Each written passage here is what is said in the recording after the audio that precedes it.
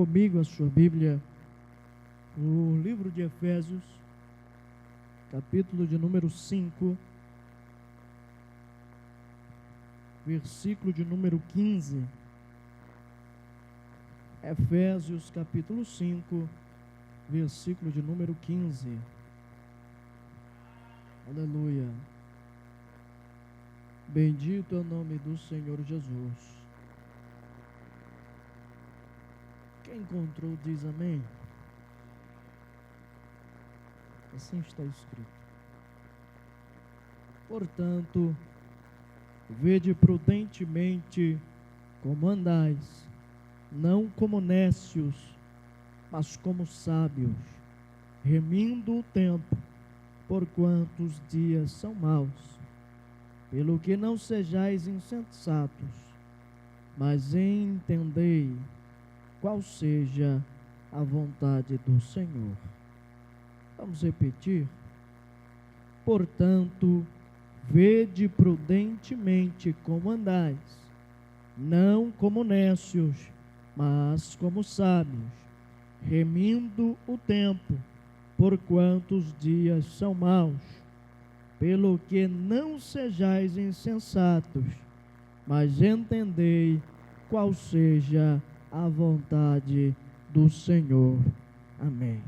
Sente, adorando e exaltando o nome do Senhor Jesus. Glória a Deus. Nestes 3 versículos, o apóstolo Paulo, ele nos dá 3 instruções. E como nos antecedeu anteriormente, alguns dos irmãos, com várias palavras da parte de Deus, e uma que me chamou a atenção sobre o amadurecimento do cristão, o amadurecimento do crente com a vida espiritual. E nesses versículos, o apóstolo nos deixa, como falei, 3 instruções com uma certa finalidade. E esta finalidade é nada mais, nada menos do que entender qual seja a vontade do Senhor, a vontade de Deus para as nossas vidas. Por momentos nós passamos muito tempo tentando compreender qual é a vontade de Deus para as nossas vidas. Mas se nós olharmos na palavra de Deus, nós vamos encontrar uma direção dos céus, uma direção divina. E no versículo de número 1, o apóstolo começa falando sobre o caminhar, o andar do cristão. E no versículo de número 15 ele continua dizendo: não como nécios, mas como sábios. E terceiro, no versículo 16, ele fala sobre remir o tempo, remindo o tempo, porquanto os dias são maus, os dias são difíceis, os dias são dificultosos. E essas 3 instruções que eu quero falar nesta noite, são elas critérios, prioridades e, por fim, o tempo. Primeiramente, no versículo 15, ele usa a palavra portanto, ou seja, é uma continuação daquilo que ele vinha falando nos versículos anteriores. E os estudiosos dizem que o versículo de número 15 tem uma ligação direta com o versículo de número 11. que diz assim: e não comuniqueis com as obras infrutuosas das trevas, mas antes condenai-as, porque o que eles fazem em oculto, até dizê-lo é torpe. O versículo de número 15 tem essa ligação direta com o versículo de número 11 e 12, e no versículo 15 ele fala sobre andar prudentemente. A palavra prudência aqui, prudentemente, no seu original, que quer dizer acribus, revela andar com exatidão ou de acordo com o regulamento, ou seja, de acordo com a palavra de Deus. E para nós conseguirmos andar prudentemente, como o apóstolo fala no versículo de número 11, nós devemos ter cuidado com as pessoas com quem nós andamos, com as pessoas que colocamos em nossa vida.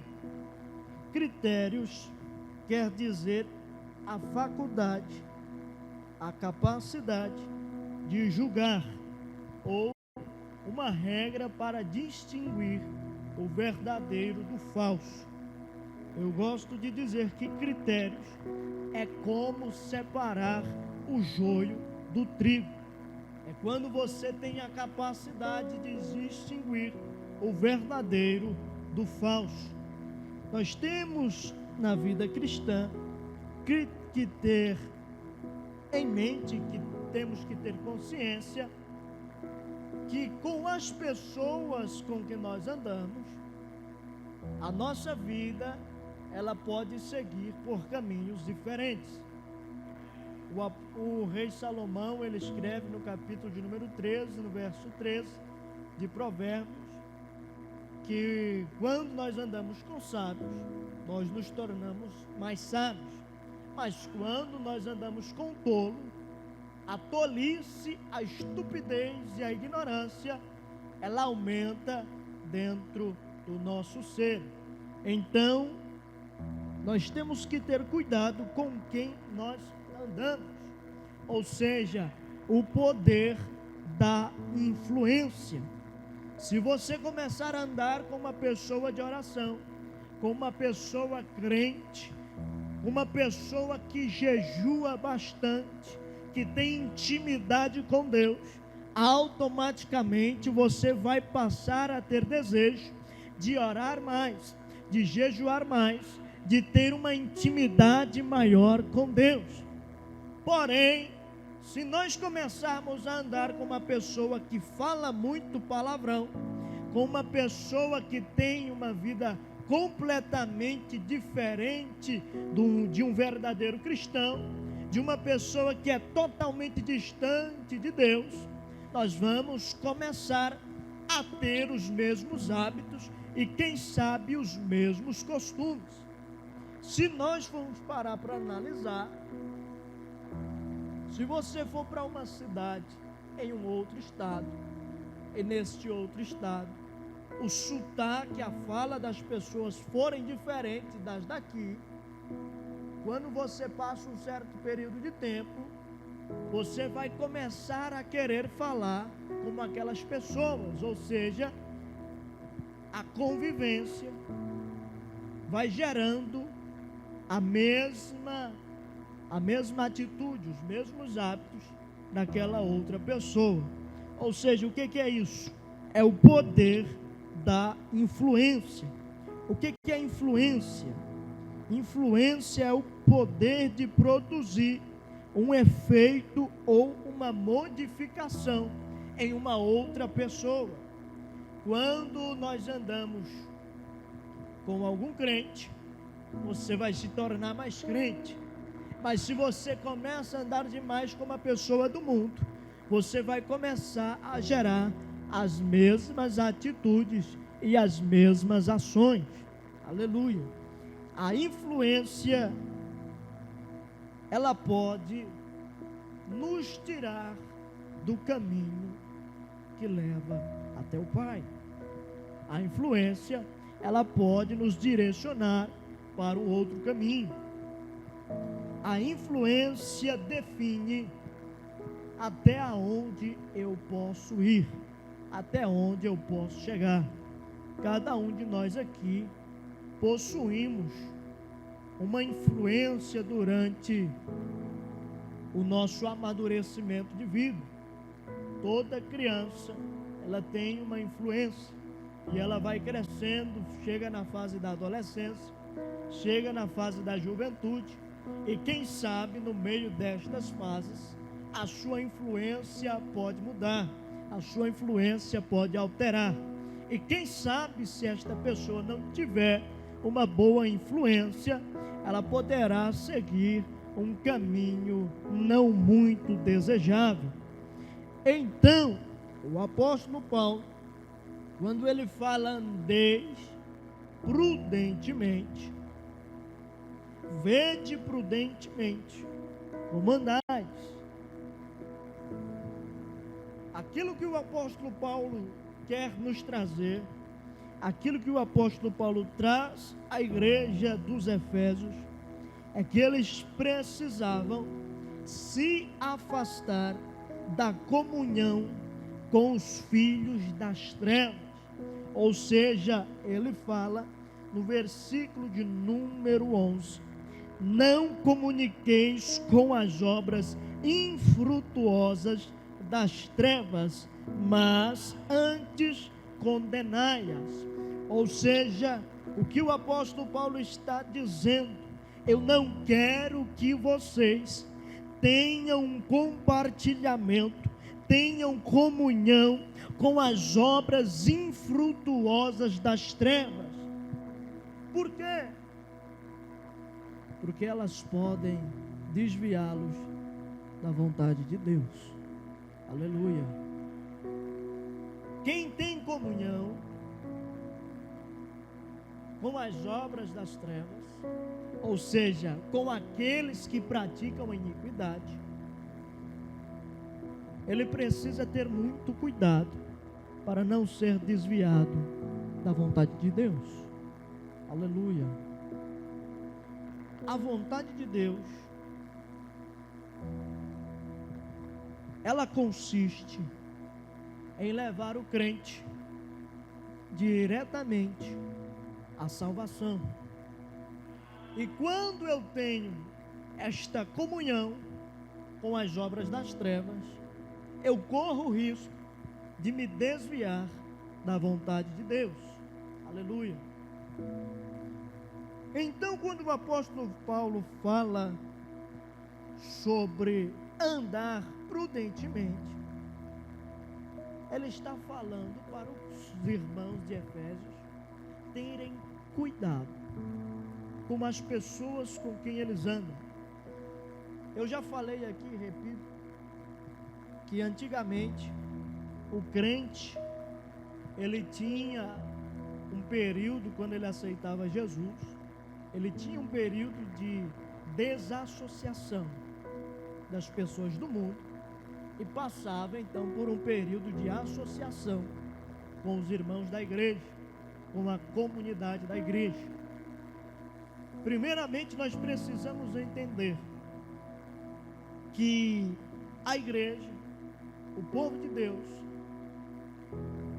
o Senhor, ele não define salvação por ministérios, mas sim por aqueles que aceitaram a Jesus Cristo como Salvador. Então, quando o crente aceita Jesus, ele agora faz parte de um novo povo, de uma nova nação. Aleluia. O apóstolo Paulo fala em Filipenses 3:20 que a nossa nação não está aqui, mas ela está nos céus. Ou seja, a igreja, ela não é deste mundo, ela tem um destino, e esse destino é os céus. Então, a comunidade, a igreja, ela não pode ter comunhão com o mundo, ela não pode compartilhar as mesmas atitudes, ações e pensamentos com o mundo. É por isso que no capítulo de número 12, versículo 2, do livro de Romanos, o apóstolo Paulo fala sobre uma transformação de mente, uma mudança radical de mente, aleluia, mudança de direção, é uma nova história, é um novo povo, é uma nova comunidade. Eu não posso ter comunhão com as trevas, estar aqui no altar ministrando a palavra de Deus. Eu não posso ter comunhão com o pecado, estar aqui dentro do templo sagrado, do templo de Deus, carregando o nome da igreja. Aleluia. Porque lá no capítulo de número 16 do Evangelho de Mateus, o Senhor Jesus Cristo, quando Ele está junto com os discípulos, Ele pergunta para os discípulos: quem dizeis as pessoas aí fora que eu sou? Quem eu sou? E eles começam a dizer que diziam que Ele era Jeremias, Elias, ou um dos profetas que reencarnou. E depois Pedro levanta dizendo: eu sei que tu és o Cristo, o Filho do Deus vivo. E ali o Senhor Jesus Cristo responde para Pedro dizendo: não foi a carne nem o sangue que te revelou, mas o meu Pai que está nos céus. Aleluia. E ali o Senhor Jesus Cristo vai estabelecer a igreja dele na terra. Aleluia. E como nós às vezes passamos por cima do contexto histórico da Bíblia, nós achamos que nós confundimos muito as palavras que o Senhor menciona. O Senhor Jesus fala sobre a igreja, que quer dizer chamados para fora, e nós achamos que é chamados para fora, para sair ao mundo evangelizando. Mas não, este chamado é o ide do Senhor, o ide que todo crente deve receber. Mas quando o Senhor usa a palavra eclésia, que quer dizer igreja, chamados para fora, Ele está se referindo a um povo que estava condenado ao inferno, mas naquele momento em que Ele estabelece a igreja, Ele chama um povo novo, santificado e escolhido para fora do inferno, para ser direcionado para os céus. Aleluia. Ou seja, é uma nova nação, é uma nova comunidade, é um novo povo. E este povo tem um andar diferente, este povo tem prioridades diferentes, este povo tem que gastar o seu tempo de forma diferente do mundo. Aleluia, glória a Deus. E não comuniqueis com as obras infrutuosas das trevas, mas antes condenai-as. Aleluia. Critérios, faculdade de julgar, regra para distinguir o verdadeiro do falso. Aleluia. A separação do crente com o mundo. Aleluia. O crente que ele quer chegar aos céus, que quer encontrar a Jesus na eternidade, ele não pode andar com quem é do mundo, ele não pode compartilhar as mesmas coisas com quem é do mundo, ele não pode falar igual com quem fala no mundo, ele não pode pensar como quem pensa que está no mundo. Aleluia. O nosso destino é outro. O nosso destino é os céus. Aleluia. Quando nós temos critérios, nós conseguimos passar a um outro nível de produtividade. E essa produtividade é a produção de frutos eternos. Aleluia. E ele continua dizendo no versículo número 15: vede prudentemente como andais, não como necios, mas como sábios. Aleluia. Andeis não como necios, mas como sábios. Quando ele usa a palavra sábio, ele não está se referindo àquela pessoa que tem uma capacidade intelectual fora do comum, uma capacidade intelectual grande, que foi conquistada através de estudos acadêmicos. Não, mas ele está falando, se referindo àqueles que receberam a luz, ou seja, o Senhor Jesus Cristo. E para nós andarmos com sabedoria, como sábios, nós precisamos selecionar prioridades na nossa vida. Prioridade é aquilo que vem em primeiro, seja em qualquer circunstância. Aleluia. Nós estamos aqui hoje porque nós temos prioridade. Aleluia. Você colocou em primeiro lugar vir ao culto do que fazer qualquer outra atividade, qualquer outra coisa. Aleluia. Prioridade é quando você está cansado, quando você está abatido, depois de uma longa semana de trabalho, depois de um longo dia de trabalho, mas quando você chega no seu quarto para deitar e dormir, você decide primeiro dobrar os joelhos e falar com Deus, ou seja, isto é prioridade. Prioridade é quando você termina o dia, você volta para casa já quase 7 horas da noite, mas você está sabendo que tem culto lá no templo, lá na igreja, e você então decide ir para o culto, ouvir a palavra de Deus, do que descansar e ficar em casa. Ou seja, isto é prioridade. Priorizar o culto ao Senhor, priorizar a adoração a Deus. Aleluia. Glória a Deus. Prioridade é aquilo que vem primeiro. Aleluia. E tem gente, tem crente que ele não tem prioridade. Ele não tem a igreja, ele não tem a adoração como prioridade. Às vezes chega um visitante na casa dele, já perto do horário do culto, ou às vezes até alguém de longe, e ele fica ali, até chegar a hora do culto, ele deixa de vir para a igreja e ouvir a palavra de Deus, para ficar em casa, recebendo alguém que pode estar trazendo aquilo que não seja bom espiritualmente. Aleluia. Aleluia. Às vezes há pessoas que priorizam tantas outras coisas, mas não priorizam a adoração a Deus. Aleluia.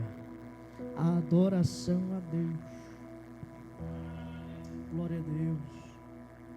Prioridade é aquilo que vem em primeiro. Vede prudentemente como andais, não como necios, mas como sábios, remindo o tempo, porquanto os dias são maus. Aleluia. Glória a Deus. Remindo o tempo. Aleluia. Quando ele fala sobre remir o tempo, ele está usando o verbo exagorazo, menoi, que quer dizer comprando. Mas o sentido que ele quer trazer à igreja é aproveitando ao máximo o tempo que Deus te deu. Aproveitando ao máximo as oportunidades entregues por Deus. Aleluia. O tempo ele é a coisa mais preciosa que o ser humano tem na terra. O tempo, quando ele acaba, não tem como você reiniciá-lo. Ele acabou. E quando o tempo do ser humano acaba, a vida acaba. Aleluia. Então, o tempo, ele é aquilo que nós temos de mais precioso na terra. O homem mais rico do mundo e o homem mais pobre do mundo, todos os dois têm a mesma quantidade de horas durante o dia. E cada um faz aquilo que ele acha melhor com o seu tempo durante o dia. E o resultado de cada um é de acordo com as suas ações ou atitudes.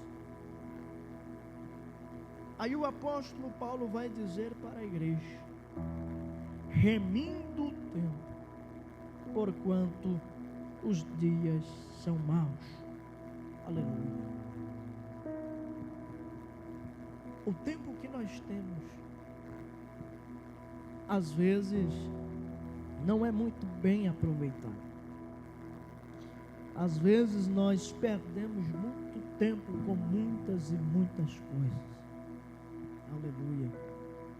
Estes dias atrás eu estava assistindo uma série na Netflix e eu calculei o tempo de duração de cada episódio da série que eu estava assistindo e eu comecei a pensar: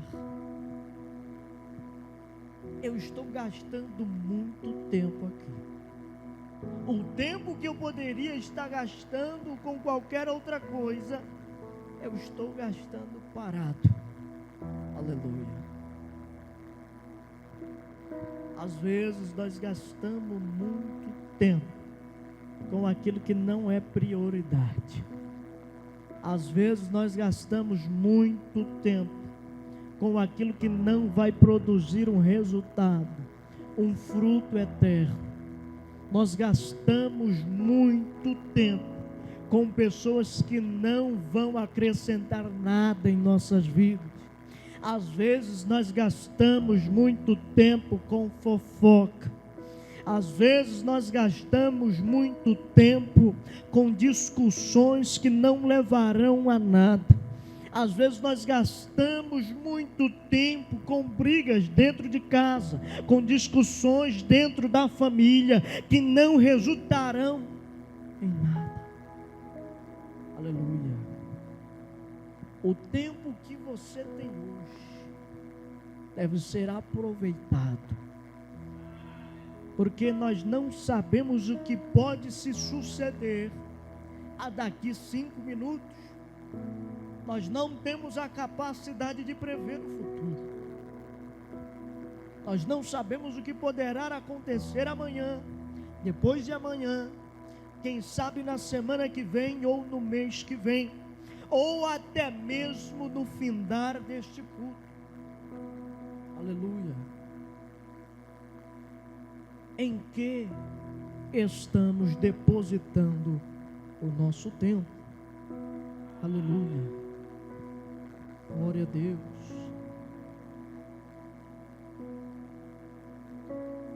Remindo o tempo, porquanto os dias são maus, pelo que não sejais insensatos, mas entendei qual seja a vontade do Senhor. Não sejais insensatos, ignorantes, estúpidos ou bobos. Esta é a expressão que o apóstolo Paulo usa quando ele fala sobre a insensatez. Ele deixa 3 instruções que o crente precisa carregar no coração.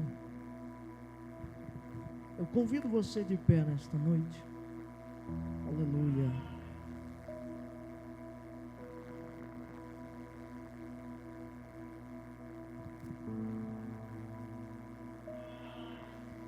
nós alcançarmos qual seja a boa, agradável e perfeita vontade de Deus. Nós precisamos de amadurecimento espiritual,